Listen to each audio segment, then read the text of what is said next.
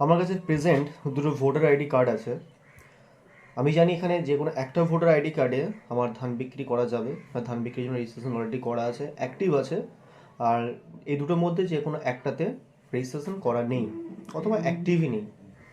তো এই দুটোর ক্ষেত্রে বা যে কোনো ক্ষেত্রে আমি দেখতে পাবো কী করে, আমি জানবো কী করে যে রেজিস্ট্রেশন করা আছে বা নেই। তো সেইটাই আমি আজকে দেখাবো যে যে কোনো আইডি দিয়ে, অথবা এই শুধুমাত্র ভোটার আইডি না, আধার আইডি দিয়ে অথবা ফোন নাম্বার দিয়ে, অথবা যাদের রেজিস্ট্রেশন করা আছে তাদের রেজিস্ট্রেশন নাম্বার দিয়ে চেক করে দেবে। তো আজকে দেখবো আমরা যে কীভাবে চেক করছি, কীভাবে দেখছি যে এটা অ্যাক্টিভ আছে অথবা ইনঅ্যাক্টিভ আছে। চলো দেখি নিই আমরা।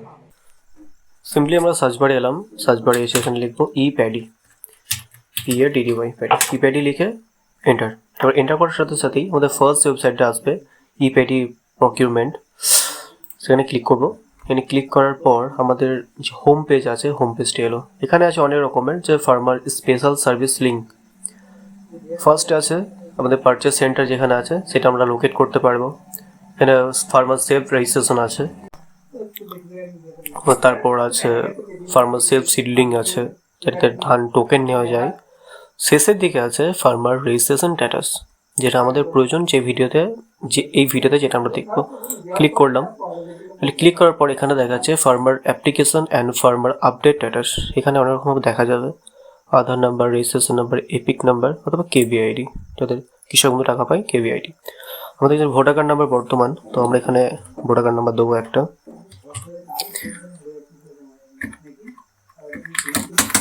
ভোটার কার্ড নাম্বার দিয়ে সাবমিট করলাম। তো সাবমিট করার সাথে সাথে ওটা তো প্রসেস নিল। তারপর এখানে বলছে যে এটা ক্যাপচার দিতে, আমরা ক্যাপচারটা দিয়ে দেবো। ক্যাপচারটা দেওয়ার পর সাবমিট। এবার সাবমিট করার সাথে এখানে দেখিয়ে দিল যে ডাটা নট ফাউন্ড, কোনো ডাটা নেই, মানে এই ভোটার কার্ডে কোনো রকম ধান বিক্রি করা যাবে না বা রেজিস্ট্রেশন হয়নি। আমরা আর একটা ভোটার কার্ড দেখবো, অন্য একটা ভোটার কার্ড যেখানে স্ট্যাটাস দেখতে পাই কিনা। এখানে এসে আমরা সেম ভোটার আইডি নাম্বার দেবো।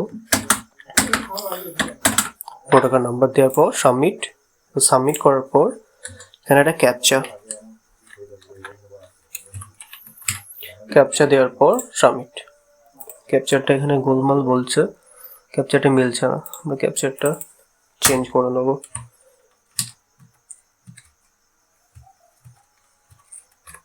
ক্যাপচারটা চেঞ্জ করে সাবমিট করব। ক্যাপচারটা সাবমিট করার সাথে সাথে এখানে আমাদের দেখা হলো যে farmer application and farmer update status. এখানে ফার্মার নেম আছে, রেজিস্ট্রেশন ডেট আছে, ফার্মার রেজিস্ট্রেশন নাম্বার দিয়ে দিয়েছে, যেটা কি ধান বিক্রি করার সময়, টোকেন নেওয়ার সময় প্রয়োজন। আর স্ট্যাটাস আছে অ্যাক্টিভ, টোটালি এটা অ্যাক্টিভ আছে, ধান বিক্রি করা যাবে আর ডেট নেওয়া যাবে। এই ছিল আজকের ভিডিও। আর এই অফিসিয়াল ওয়েবসাইটের যে লিঙ্ক সেটা আমি আমার ডেসক্রিপশন বক্সে অবশ্যই দেবো। ভালো লাগলে ভিডিওটি লাইক করুন, শেয়ার, সাবস্ক্রাইব করুন। Thank you.